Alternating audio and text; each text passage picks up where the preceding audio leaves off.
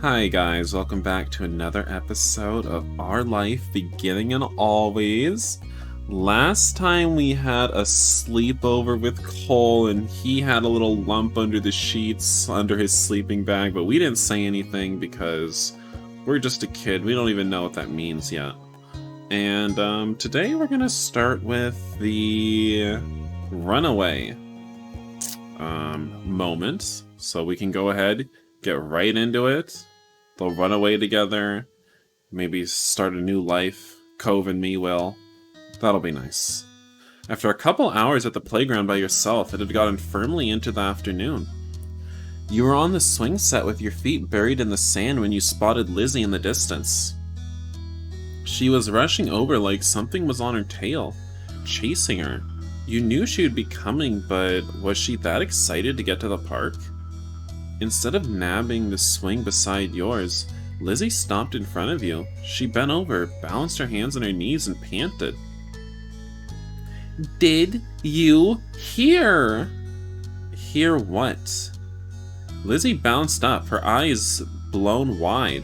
You only saw her this worked up when she found the new hiding place of Mom's sugar stash. It's about Cove. Cove? Lizzie rarely brought him up herself, and never with this much urgency. What was this about? You listened, confused as Lizzie explained. I just came out when I saw lots of people gathered around in the middle of the streets. They were talking kind of quietly, so I don't think I was supposed to hear, but that just means it was important. So I snuck up and I heard everything. She paused dramatically. Clearly she wanted you to say something. So... Seeing that she had your attention, Lizzie continued. Cove is missing. He left a piece of paper for Mr. Holden to tell him he was going away and would be gone for a long time, and no one's seen him since. Didn't he already run away at the very start when he moved here? I don't know what he's pulling again. Now they're searching the whole neighborhood. The grown-ups are even saying that if they don't find Cove soon, they'll call the police. The police? Uh-oh. You better hide, Lizzie. If the police get called, you might get shot for carrying a gun. What gun? I don't know, sister. They'll find a stick, put it in your hand, and they'll say it was a gun. You might want to hide. You might want to hide Mommy too. She's the dark-skinned one. Could be dangerous for her to stick around too. You'd seen the police officers around town now and then, but you'd never talked to one before, much less dealt with them. It was an intimidating thought. Was Cove going to be arrested for running away? You watched as your sister began to pace in front of you. I know, Mom said Cove was sad about moving here, but running away from home is crazy. Jeez! Where else is he gonna go anyway? Hope to someone finds him soon, yeah, tons of places. I wanna find him. Lizzie scrunched her face up, thinking deeply for a moment. Then she nodded and planted her hands on her hips, determined. I'm gonna go look too. You are? Mm-hmm. We can play at the park any day, and the more people there are looking, the quicker someone will find him. Maybe I'll be the one who does. I'm the best at hide and seek after all. It seemed like Lizzie wanted to look not only because she was concerned about Cove, but also because it was the most interesting thing to happen this week. Wish me luck! Before you could say anything, she ran off in the opposite direction from where she came. You were left in the dust in a matter of moments. That was your sister for you.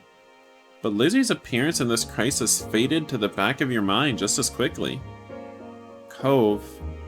He told his dad he was leaving to go somewhere by himself. It was surprising news at first, but that sounded like something he'd do, when you considered it again. Unfortunately, you had no idea where he could have gone. You thought hard. There were hills behind your house. He'd gone there the first time you met. But someone would have checked there already. They wouldn't need the police for that. Cove must be far away or hiding somewhere if the whole neighborhood was looking for him. You swung back and forth, your lips pursed in contemplation. If I were Cove, where would I go? Lizzie said Cove was crazy for running away from home, but he never considered Sunset Bird his home, did he? His real home is somewhere else. There's only one place that came to mind that might be important enough for Cove to go off like this. It was a good idea, except how was he going to get there? Could he take a bus? Was he going to walk the whole way? He didn't know what direction he needed to take. But wait, there was only one way he could go. Which way is that? Going down the street just led to the beach, so that couldn't be right. Going to the other side would mean he'd get struck by buildings and fences and big slopes, like the one behind your house. That left going up the street? What? You knew that road. I guess that's a sentence. It led to the main part of the town and kept going all the way to the city limits. Cove didn't know the area well. You didn't think he'd want to go off onto... You didn't think he'd want to go off that road onto some other random street. Which meant, if someone followed that path, they might find him somewhere along it. The grown-ups seemed to all be looking in the neighborhood, so... Let's go find him by ourselves. We don't need to tell them. You were worried about Cove and didn't have to bother anyone. Plus, you might be wrong. It was your idea, so you should be the one to check there. You made it to alive, well, God bless. You rushed to where you'd abandoned your flip-flops and slipped them on. They slapped against the sand as you left the playground. You went right up along the main street, keeping an eye out for Cove. No one else had the same idea as you, it seemed, because you were completely alone there. You passed through your whole neighborhood, and then the next one over, and the next. Your worry festered like a wound the longer you searched for your friend. Just how far had Cove gone? You kept walking. You even called out for Cove a few times, but you didn't see that familiar mop of green hair anywhere. After a while, the sun began to dip out of the sky. It would be dark soon, and there was still no sign of your neighbor. You weren't even in the residential district by this point. You had reached the central part of town. The area was at once strange and familiar. You'd been here before, of course, but never thought your mom's close by. They would drive you. Your footsteps slowed. You started second-guessing your decision to go ahead by yourself. It wasn't like you knew for sure where Cove went. Cove? You shouted his name a few times as you had done periodically this entire time, but there was nothing. Maybe he's not going this way. Was he somewhere else? Had someone found him already? I don't think we have a cell phone. So I don't think we could call our moms if we got lost. Seems dangerous. Well, we're gonna keep going forward. If we're already lost, we might as well get more lost. You were able to make it this far, you had to continue the search. With that in mind, you pushed yourself to walk a little faster. People said this was a really tiny town, but to you it felt absolutely gigantic. Eventually, the business part of town ended too. There was no sidewalk anymore, only a long expanse of road. You walked on the grass instead. Onward was the only option. Your journey stubbornly continued. It's nighttime. Aren't our moms worried about us? Oh my god, where are we? Are we at the city limits? What is this? This is just the edge to nowhere. What the heck, man? Your feet hurt. We walked through the whole city. You were tired. You were on your own. But some of you had reached the very edge of Sunset Bird. That's what the sign told you. You had lived in Sunset Bird forever, and it was a very rare occasion that you'd see this sign. Most everything in your life happened outside the city limits. The endless road ahead seemed scary in a way. They paralyzed you and finally put an end to your forward momentum. You scanned your surroundings instead of dwelling on that. You deeply hoped you hadn't gone past that sign either. Girl, he's probably like just hiding back at the playground we were at before and we didn't even notice. The previous times you'd called his name, there had been no answer. You couldn't be surprised that no one didn't come this time either? That doesn't seem right. Oh, wait, no, you couldn't be surprised that one didn't come this time either, until... Is it... Why can't you say Joseph? Why do I have to say Joseph? Joseph? A dark blob just behind one of the exit signs' legs shifted. You squinted as it continued to move. The more you stared, the more your eyes adjusted, and the more that dark blob resembled a person. They Then you realize just who it was. It was Cove. He was here. You actually found him. Oh my gosh, look at his cute little backpack. Do we have to walk all the way back home? Our Mom, where's the car? Can you pick us up? He hesitantly got up from where he'd been sitting, as if to make sure he actually heard something. Then he caught sight of you, his eyes wide behind his glasses. Are you crazy? I'd have beat the black off your ass. Cove finally blinked as you ran up to him, your feet still aching. How did you find me? Lizzie told me you wrote in your letter that you were leaving. You've always wanted to go back home, so I thought you must have come this way. Oh. And that was all he said after all of this. Maybe he didn't realize how seriously the adults were taking it. What did I think of the Ben X Gym finale? Bad. Very bad. I did not feel like they actually loved each other. There was no chemistry between them. The kiss at the end was extremely weak, and I'm not even sure that their lips touched, just like the video said. The video title said. Yeah. Anyway. Kuro, you're going to jail? For what? Alright, what are you gonna do now? We should head back. Are you okay? What are you gonna do now? I'm gonna keep going. He spoke firmly and his gaze turned towards the long stretch of road leaving town. Everyone's looking for you. That caught his attention. He frowned at you. Really? They are? Yeah, the whole neighborhood. Lizzie told me they might even call the police. You might even get arrested. Arrested? What? What? Why? Well, don't worry, you're white. Nothing bad's gonna happen. I don't know, because you tried to run away, probably. I'm not gonna be arrested. Although Cove said that, he looked a little worried over the news. Come on, Cove, let's go home. No. Don't say no to me, mister. He spoke crossly. You were thirsty and exhausted, same, but we can't do anything, he's 8. And you aren't sure you could keep going back and forth about this. You're stupid. You're stupid. Your shout caused him to flinch, but not enough to budge. At first, Cove was quiet. You started to think he wouldn't say anything. Then he spoke. My mom called today to check up on me and stuff. She asked what Sunset Bird was like and how I was doing. It was okay. But when I asked if she'll come here, Mom said she couldn't. I can't go back either, not right now. She has to move to somewhere else first. Cove glared at the ground. His voice cracked as he continued. It's not fair. Why can't I even see her anymore? He used his uncasted arm to rub both of his eyes. I'm gonna go myself. I don't need anyone to take me. How are you gonna go to your mom's? Bad idea. This is just too much. And he started to cry. Let's just point out that he's crying. Yeah, do you even know the directions to your old house, idiot? He just wanted to see his mom. Maybe you would have had the idea to run away too if you were Cove, but that doesn't mean it'll work. She's not there. They both left it. She's staying with somebody until she moves somewhere else. Where's her friend's house? Cove was silent for a moment. You'd poked a hole in his perfect plan.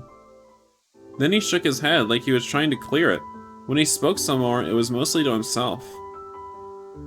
If I don't go see Mom, then she's... Fresh tears glistened in Cove's red-rimmed eyes.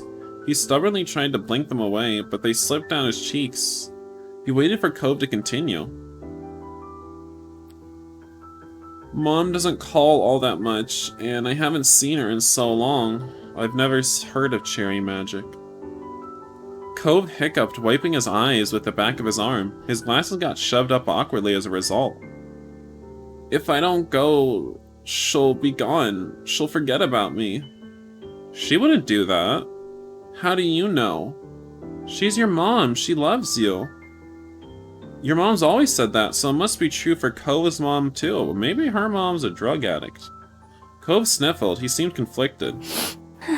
I'm not sure if that's right. You are at a standstill. Everything will be okay. We can't stay here. Well, then we'll stay here. I'm not gonna... We'll stay here. Honey, let's go home. Cove's brows furrowed, a scowl appearing on his lips. Nothing's gonna be okay. He turned away from you. You stared at his back. You couldn't just stop. You didn't know how to convince him, so you kept quiet, staring up at the starry sky. After a few minutes of sullen silence, Cove twisted back around. He wouldn't look at you in the eye. Okay, let's go. He must have known deep down that he couldn't go further than this, even if he wasn't happy about it. And that was that. Together you walked away from the exit sign. It's a BL about being able to read minds if you're a virgin at 30 years old? Well, that's gonna be me in 6 years? Your feet hurt a lot by this point, and you were so tired, but you'd convinced him. You were bringing Cove home, and that's what mattered. On the long walk back, it was only thanks to the occasional street lamp and faint moonlight that you could see in the dark night. You wondered if everyone was still looking for Cove. And you too, probably. Do you think they called the police after all? No, probably not. Well, I don't know, you might get tackled to the ground, Cove. Better watch out. You didn't sound confident, though. You still hoped he was right. You didn't want to go to jail. Well, I'm not going to jail. Cove's going to jail. You weren't sure how much time had passed. All you knew was that one moment you were fighting the drooping of your eyelids while shuffling near Cove on the sidewalk, and the next you were snapped back to attention by the blaring beep of a horn. Cove froze. You whipped around to see a car approaching you. It was difficult to make out who it was. The headlights were so blinding. Instead of continuing down the road, the car slowed near where you sat. The window rolled down, revealing the face behind the wheel. It was very familiar. Mom? She shouted back, and not just because there was some distance between you and her. Where have you kids been? I've been looking everywhere for you. I'm sorry, Mom. She stopped looking at you and instead staring hard straight ahead. Both her hands were gripping the wheel. Guilt ate you up from the inside. All right. Get in. Let's get you two home. That at least made her showing up worth it. Your feet were aching like crazy from all the walking you'd done today.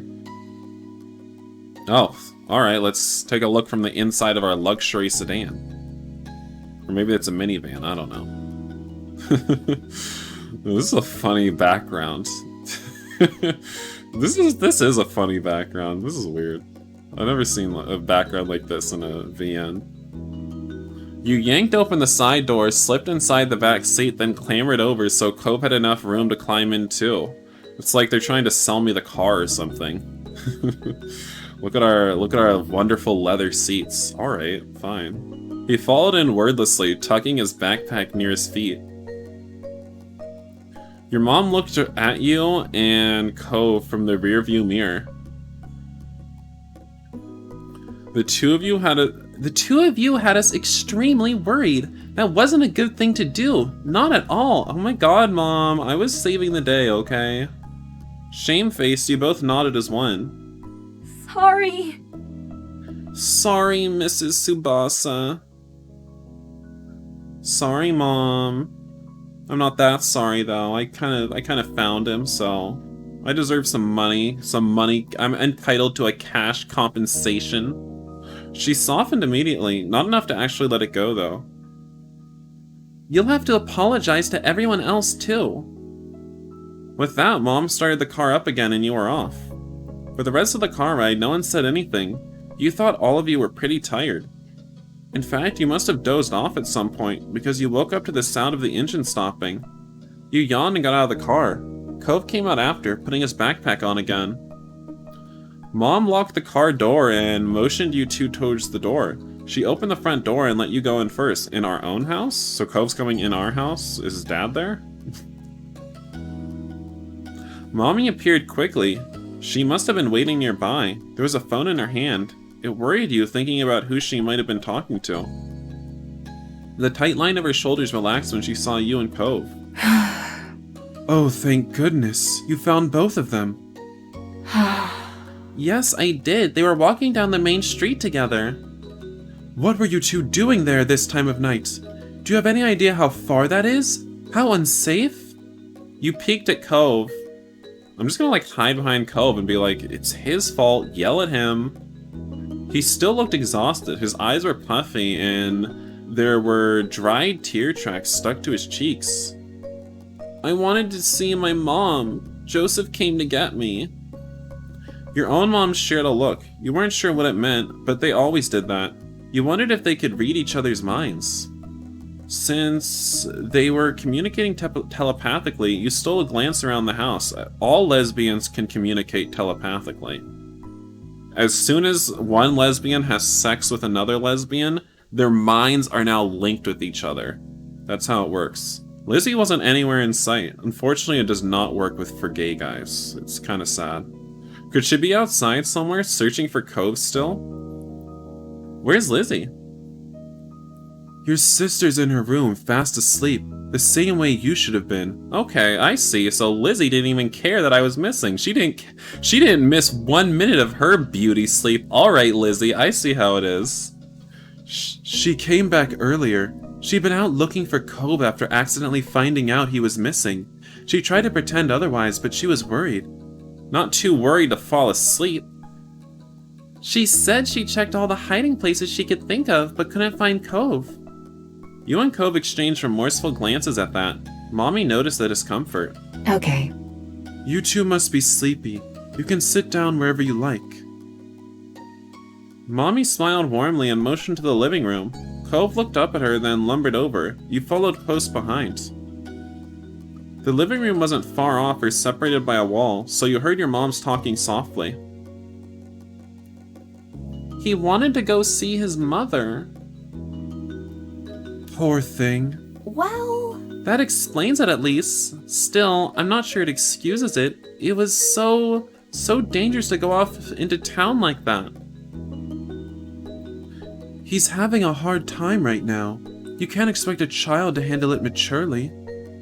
True, it can't be helped. But that's enough of that. We should tell Cliff and the others that he's here. You didn't even tell Cliff yet? Damn. Before the panic gets out of hand, there could be riots. Is that alright? Why do you look so happy about the riots, Mom? I'll call, then go to the front to tell everyone still out there. You keep an eye on the kids. Make sure they don't take any more trips today. Got it, hun. The moms are hot? We know the moms are hot. We know. Cove just sat there on the couch, setting his backpack down beside him. He stared at his hands. I'm sorry, Joseph. You faced him quietly. I didn't want to make you feel bad. I don't want to fight. Well, too bad. Now we're gonna fight. Take off your shirt. We're gonna wrestle. I'm gonna break your arm again. Alright. He took his apology wordlessly. And you won't do— What am I sorry for? And you won't do it again? I won't. Not for real. Fine, it's okay. Having him apologize did make you feel better. He looked relieved that the two of you were going to be able to get past this. When it seemed silence would descend upon the two of you again, the front door opened. Your mom was back with Mr. Holden close behind her. He made a beeline for the couch, his gaze trained on his son. Cove? Cove, God, are you alright? Strands of his hair had fallen out of his ponytail. His eyes were darkened like he'd been crying too. Cove stared up at his dad, his own eyes wide behind the frames of his glasses. He really hadn't expected it to be such a big deal. I'm okay. Good, that's good. I'm glad to hear that. He clasped a hand down on his son's shoulder, attempting a smile, but the corners of his lips twitched and spasmed, as if they wanted to wilt into a frown instead. Cove seemed to have that effect on him. Mr. Holden turned to you, still smiling weakly. Oh yeah, I'm sure you were so worried about us too. I'm so happy you're alright too, Joseph. Yeah. I can tell when you're being patronizing to me, thanks. I'm 8 years old, not stupid. Then he looked at your mom's. Thanks for your help, as always. He laughed pitifully. I'm sorry. And I'm very sorry for ruining your afternoon with this. I can't apologize enough. It's okay. It was no trouble, Cliff, really. It couldn't be helped in a way. Something was bound to happen sometime. Besides, he wasn't the only one who decided it was a good idea to disappear today. Hello, Lindsay. Exactly. We're just happy the kids are safe and sound. Not for the first time that day, you recalled your original meeting with Cove. He had run away then too, only not as far as he had today. Cove must have had a similar thought because he mumbled an apology. Sorry, Dad. I won't leave anymore. Promise. Some life seemed to return to Mr. Holden thanks to his promise. This time around, his smile was more genuine. I'm so glad. That's a relief to hear. Next time you feel like running off, come to me first, okay? We can talk about it. I'm here for you. Cove nodded. His dad reached out and mussed his hair playfully. Although he made a face, Cove didn't try to dodge the hand as he usually did. Let's go home, bud. I bet you're as tired as I am. Mr. Holden took over carrying Cove's backpack, still clasping a free hand on his son's shoulder when he stood up from the couch. The 5 of you walked over to the front door so you could see them off. Mr. Holden thanked your moms profusely at least 3 more times before he walked out the door. Cove was made to follow. But he stopped and turned to you before stepping through the threshold. Thanks. Yeah, better thank me. You're welcome. It took you kind of a long time to say it. A tiny smile flitted across his lips. There, and then he was gone. And with that, Cove left. Mommy closed the door behind them. You were practically dead on your feet at that point. Your fatigue must have been obvious because your mom sent you right to bed with no more discussion on what happened that day. Once your head hit the pillow, your eyes slipped closed on their own. Your eyelids were so heavy you couldn't open them again until the next morning.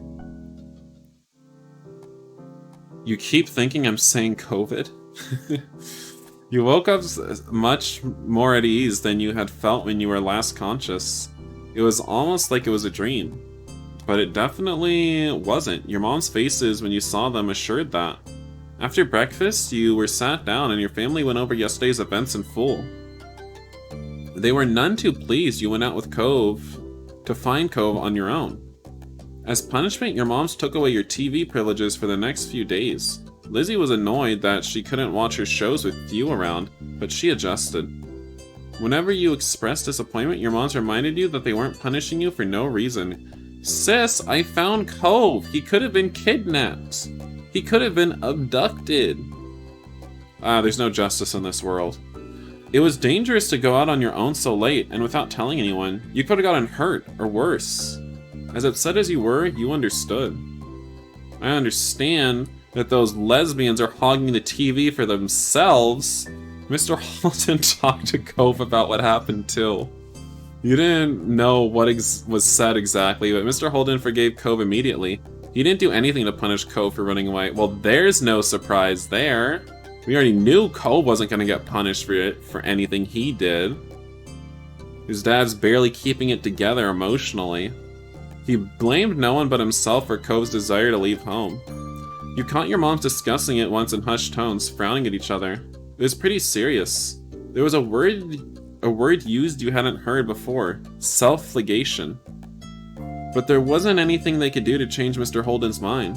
Your neighbors stopped you and Cove often for the next week or so to express their concerns and disapproval of the event.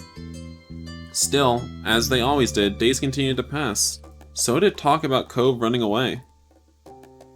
Things eventually returned to normal as they had to. Summer kept going and you kept having experiences you shared with Cove.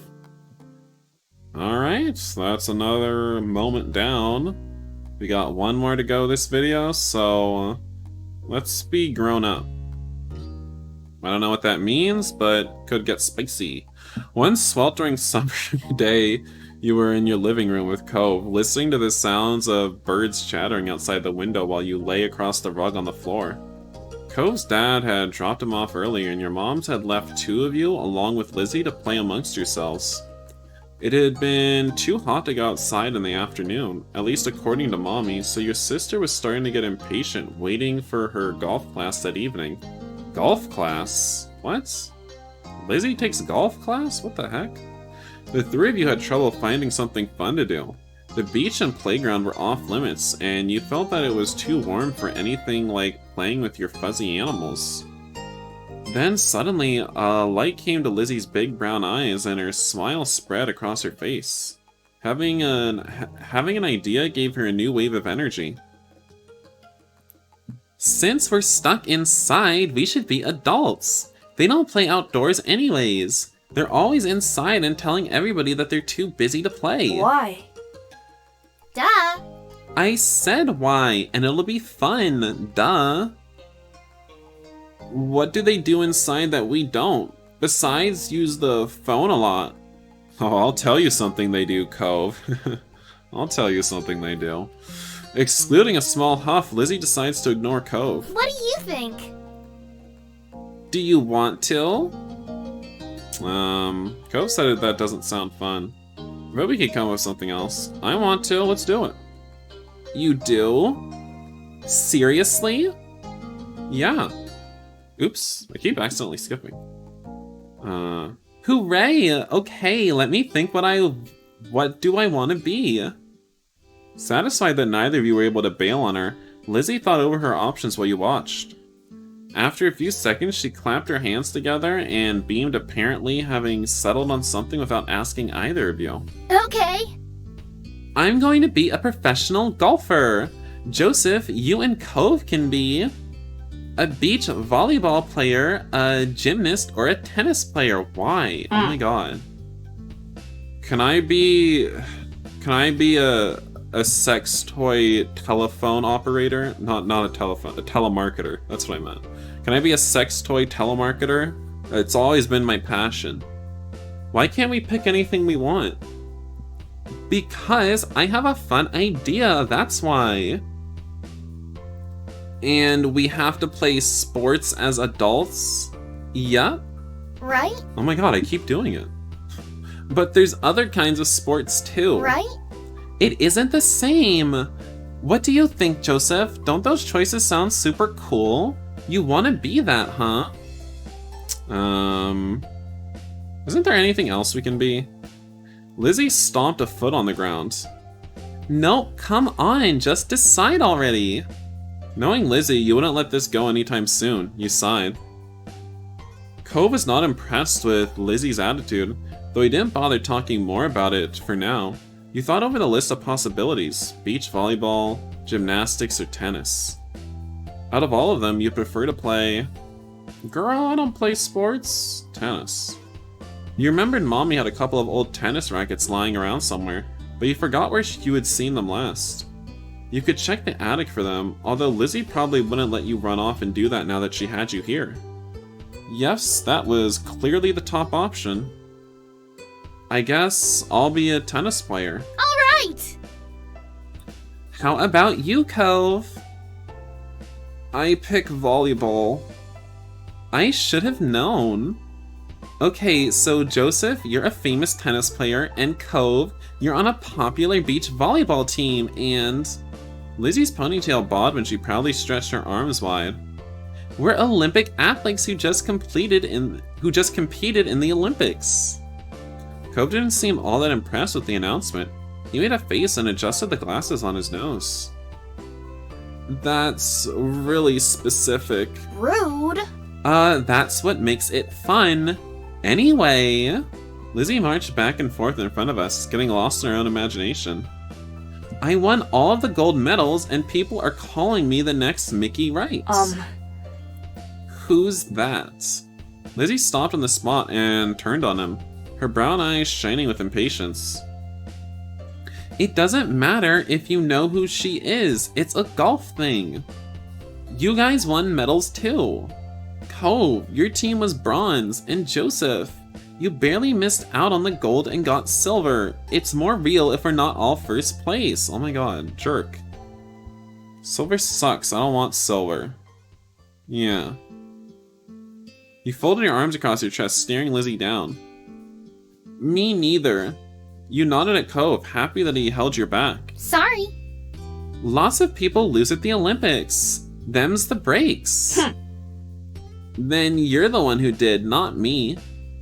Lizzie looked taken aback by Cove's declaration, as though the thought of her losing was completely absurd. No way, it wouldn't make sense. I'm already practicing my golf game. She took a golfing stance to make her point, pretending to swing her club and hit an invisible ball. So, what kind of house do you want to live in? Cove hadn't changed his mind about winning, but thinking about where he'd live as an adult appealed to him, apparently because he looked back at Lizzie with some of the anger fading. I'm going to live on the beach. Lizzie made a face at him, poking out her tongue. That's kind of boring, we already have that. No, not like normal houses here at the street. On it, right on the sand by the water. Just like that, all the tension was back. You hadn't even had a chance to choose where you'd want to live. That's not very fun or smart. You can't live on a bunch of sand and shells. But I want to, and I will. Cove narrowed his eyes at Lizzie, even though she stood a half a head taller than him. You didn't give out a list of things to pick from this time, so I'm picking that. Why are we even playing pretend if we can't imagine anything? Jeez. Well, I'm going to live in a mansion far away from here and far away from you. Okay, Lizzie, can you go far away from us right now and leave me alone with Cove? Thanks. One with an indoor pool and a place to practice my award-winning golf. It's not fair. How come you were yelling about mine when your idea is even more impossible? Lizzie's face flushed red, her hands balling into fists at her sides. It's not impossible, and it's way better than yours. Disagreements always seemed to crop up when the two of them were together, and you always felt like you were stuck in the middle. But when it came to the topic at hand, this time you thought, being on the beach was cooler. Sis, you thought I was going to choose you? Cove was right. Cove's idea is good. You shouldn't say yours is the only right one. No one asked for your opinion, and you didn't ask me to slap you across the face, but I'm about to. Cove granted you a small nod, which was a rare amount of acknowledgement from him. You didn't think it was that big a deal. You can swim whenever you want if you live on the beach. We can still swim anytime we want from where we live now. Being a little closer doesn't mean anything. Says you. Oh my god, it's Isaac. Can you believe that? I don't. The two of them scowled at each other. You're being so unreasonable. You. I don't get what you want. This game doesn't make sense. Ugh. It does. You have to be realistic. I said that. But you're not. You had no idea what to do to make them stop at this point. It seemed like the two of them would just keep working each other up as long as they could. Nothing you'd said so far had kept them from being mad. Thankfully, like a greeting card angel, Mom walked into the room. Lizzie rushed to her, hanging on to the hem of her shirt, poking out her tongue at Cove. Lizzie, Joseph, it's time to get ready to go. You alright with that? Sorry, you have to leave already, Cove. Their mommy? Who's their mommy? Their mommy said she'll walk you home, so you don't have to be left in the cold. Cove was still glaring at Lizzie, his face flushed red with anger. I can go by myself. But... Without giving Mom a chance to stop him, Cove stood up and stalked out of the room, shoulders drawn tight. Huh? Okay. Worried, Mom turned to look down at you and Lizzie. You two were playing nice with our new friend, weren't you? No, Lizzie wasn't, Mom. You told the truth. They were fighting, Cove and Lizzie, for the whole time. Your sister's jaw dropped, looking betrayed as Mom put both her hands on her hips.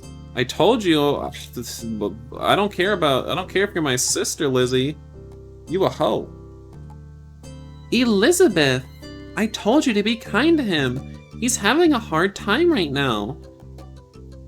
Lizzie's mouth closed back up, replaced by a tiny frown. I know, I tried, but he was... That's enough. No buts. We both know you can show someone a great time when you put your mind to it.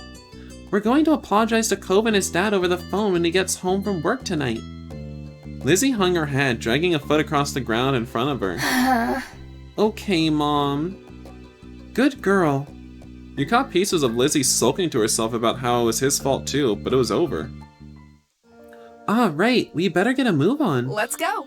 Let's go, kids. Noah Lonnie. Excuse me? Is that our mom? Is that Mommy's name? Noah Lonnie? Alright, okay, we stand that. Where did you leave the car keys? Mom hustled you all out the door, and you noticed during the car ride to golf practice that Lizzie was quieter than usual. She was usually the first one to request which music to listen to in the car, but she didn't say a thing. Your parents noticed she wasn't in a mood to be bothered. They gave her space, and Mommy just asked you what you'd like to listen to. You picked your favorite song, you chose a soundtrack to a cool movie, you chose a song you knew Lizzie liked. Girl, I don't care about Lizzie. She's a hoe. Picked my favorite song. Eventually Lizzie came around and started singing along with you. You both knew all the words, and your moms even sang along too. Are we listening to Kids Bop in the car? Oh no. We're listening to Kids Bop, aren't we? When the car ride was over, you spent the twilight hour watching Lizzie hit things with other girls her age. What? Alright, but why are we just watching her? Do we not get to do our own thing? We just come out here to watch Lizzie? You didn't know much about golf, but you could tell that she really liked it, so you sat with your moms and tried to puzzle it out. It was nice sitting outside after being cooped up in the house all day, and you stretched out your legs to let the last few minutes of sun warm your skin. When the sun was finally out of sight, dipping behind the horizon, you all got ready to leave. Instead of going straight home, your moms took the family out to dinner. You went to a restaurant you had all been going to ever since you could remember. What's this game about? Did you not read the title? It's about falling in love with this 8-year-old boy, Cove. The whole afternoon had been a bunch of shouting. You hadn't been able to get to stop, but you could kind of tell that all of this helped Lizzie be less angry. The car ride home was quiet, with only the radio providing escape from silence. Lizzie had been in better spirits now, but the closer you got to your neighborhood, the more she wiggled in her seat and frowned at the window. She knew what was coming when you all got back home. Clearly she was dreading it. Soon enough, Mom was turning onto your street, then reversing into the driveway. Once she cut the ignition, it was dead silent. No one spoke. Only unbuckled their seatbelts and opened their doors. Lizzie was the last one out. Once everyone was inside and done taking off their shoes, she propped her hands on her hips. So, Now then, Mr. Holden's car is in his driveway, so he should be back from work. That's good news, isn't it, Elizabeth? You and Cove can hash things out before the day's done. Lizzie didn't complain or put up a fight. Her head ducked so she didn't have to meet anyone's eyes. She nodded once. Good. Let's move this to the kitchen. Mom went over to the house phone, that the rest of you following behind her. Mommy put a gentle hand on Lizzie's shoulder as they walked side by side. You watched them from the back. This was only happening because you told on Lizzie. You didn't regret it, you felt guilty, you hadn't liked doing it. It was her own fault for doing it in the first place. Karma's a bee. You hadn't done anything wrong by telling the truth. It wasn't like Lizzie was going to say it on her own. The four of you stood around the kitchen in a lopsided square. All eyes were on Lizzie, who kept her gaze on her feet. Why are we all watching her do this? This is so strange. You remember the number for Cove's house, don't you, honey? Lizzie jerked her head in another nod. Sullen. Without further prompting, she stepped forward and she began to dial. Mom reached over and pressed a button on the base. Suddenly you could hear the phone ringing. She turned on the speaker. The phone rang a couple of times, then stopped. Mr. Holden's warm voice came through on the other end. Evening, Holden residence. Lizzie looked over at Mommy unsure. She nodded encouragingly. Ugh. Hi, Mr. Holden. It's, Lizzie. Can I talk to Cove? Absolutely. Lizzie Tsubasa. What a surprise. But of course you can say hey to the boy. He sounded cheery as usual, though definitely meant it when he said it was a surprise. You thought hard and you were sure that your sister had never called Cove's house before. Mom spoke up before Holden or Lizzie could say any more. Her arms were crossed over her chest, her lips pursed. Hi, Cliff. Noelani, God, that's hard. Noelani, Joseph, and I are here too. Good evening. We're sorry to bother you so late. You spoke up to say hello too? Alright. Hi, what are you wearing, Cove's dad? The gang's all here, huh? Is something the matter? His voice grew a bit concerned. Mommy was quick to reassure him. Well, I mean, this is the deeper Mommy's voice. No, well, yes, but it's going to be okay. Lizzie and Cove got into a bit of a fight today. We were hoping that the two of them could talk and make up. Is this a good time for you and Cove? What? A fight? Cove didn't tell me anything about that when I came home. It does explain the funk he's been in tonight. He chuckled lightly. Despite that, it didn't seem like he really thought it was funny. Anyway, it's good. You didn't catch us at a bad time. I'll go grab him for you. There was some shuffling on the other end. He must not have gone far because you could still hear him calling out. Cove, there's someone on the phone for you. After a beat of silence, there was more muffled talking from Cove's dad. Come on, bud. Lizzie called just so she could talk to you. It took a bit of back and forth, though the conversation seemed one-sided since he couldn't hear Cove properly. Eventually, Cove took the phone from his dad. Hi. Hey, it's Lizzie. Yeah, I know, Dad told me. Cove's tone was defensive. Lizzie turned to Mom, scowling. One stern look from her, though, and Lizzie turned away. Sorry. I just called to say I'm sorry for not playing nice with you today. I won't do it again. Lizzie's eyes were downcast, her voice low. You could tell she felt uncomfortable apologizing to Cove in front of everyone. She was still being genuine about feeling bad. Cove must have realized that too because he sighed quietly. I want gold. Lizzie was momentarily stunned, silent by the demand. You could understand why he did it. You had wanted gold too. Oh, okay, he means gold like a gold medal. I thought he was just asking for some bling bling. Alright, you win the gold. Okay, I guess I'm sorry too. A sense of relief washed over everyone at his acceptance of the apology. Mom uncrossed her arms while Mommy's shoulders relaxed. Lizzie's eyebrows raised up. You wondered if she thought that he'd refuse her apology. Dad, can I get off the phone now? You couldn't see him, but it was obvious that Cove felt awkward about the situation.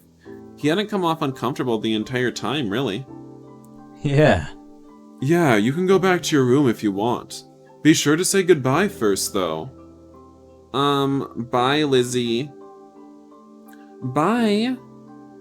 With that said, Cove must have handed the phone to his dad and left since Mr. Holden spoke up. He was asking for a golden shower? Would not be surprised if that little deviant did. All's well that ends well, as they say. Thanks for arranging this. I'm sure he appreciates it. As Mom replied, Lizzie tugged on Mommy's hand to catch her attention. Can I go now too? Good job. Sure, sweetie. Thank you very much for apologizing to Cove. Mom flashed a brief smile at Lizzie and nodded her agreement. Given permission to leave, Lizzie scurried off towards the stairs. She seemed to be feeling much better with the incident behind her. Mom and Mommy returned to the phone, taking it off the speaker. They continued talking to Mr. Holden. You couldn't tell about what. You were glad that was the end of it all. Lizzie and Cove might not get along, and probably still won't, but they weren't mad at each other anymore. Mom and Mommy weren't upset either. Everything was finally back to normal. With that thought, you retreated to your own room, with a spring in your step. Oh, okay, that's the end. Well, alright. That is that. So, that's where I'm going to end the YouTube video.